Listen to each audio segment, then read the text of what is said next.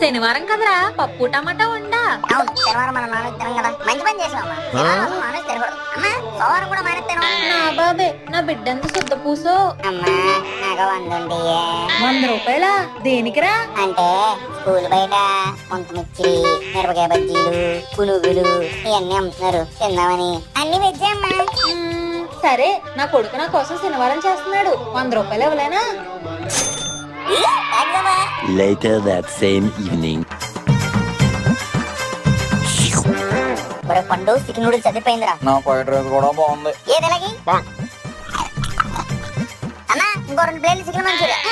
3. 4 చెప్పలేకపోయావా? వద్దులేదా పండు, 3 సార్లు. నువ్వు ఎలాగో తినవు కదా. నేను తింటాగా. అది ఇదిగో ఈ పండుగనే. ఇంట్లో శ్రీరంగ నీతులు చెప్పి ఇక్కడేమో చికెన్ నూడిల్స్ లు, చికెన్ ఫ్రైడ్ రైస్ లునా?